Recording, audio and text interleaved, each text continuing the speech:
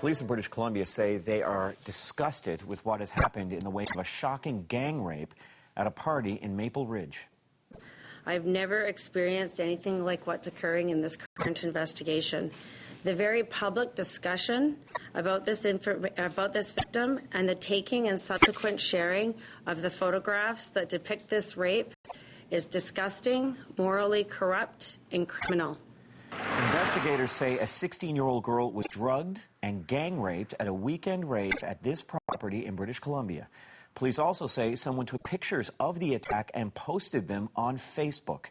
Police have no way of taking the photos off the site, so now they are warning that anyone who shares these photos is breaking the law. Dave Perry is a former member of Toronto's Sex Crimes Unit, and he's here with us in studio. Good to talk to you. Good morning. What did you think about this case when you first heard it?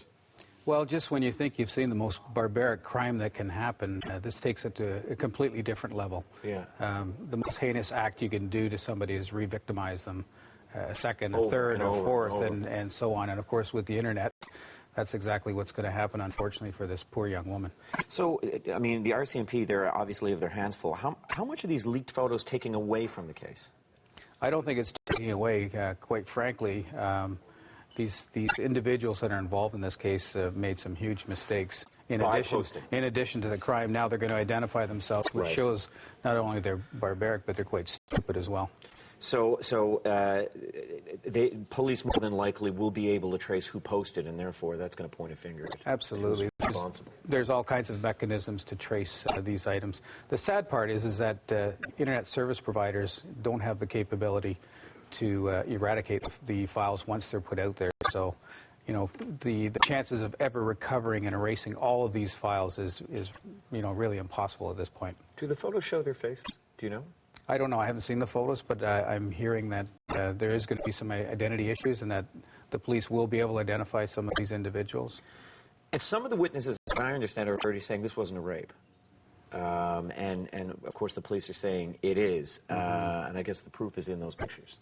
Well, not just that, but when somebody's been drugged, right? You know, they obviously don't have the ability to consent. Of course, so it classifies it as a sexual assault. What about those people who repost the pictures? They're committing a criminal offense because they're making and distributing child pornography. So they are committing a criminal offense. Anybody who downloads that, saves it, distributes it in any way is the subject of a criminal charge. I think you said it best. Not only they're criminal, but they're stupid as well. Well, I think in this country we may be having to look at a new law that severely punishes people who, commit a crime and they post it on one of the social networks. And this is a classic example where we need to start talking about that. What would be the penalty? I think it's got to be severe. I think this is an extremely mitigating circumstance in this case, and the individuals responsible need to be punished, and the Canadian courts need to send a very strong message here. Because, as you said, this is a re-victimization over and over and over of this poor young girl. Well, I watched the press conference with the father, and I can't imagine what that entire family is going through. Agreed. Thank you very much, sir. My pleasure. Good to talk.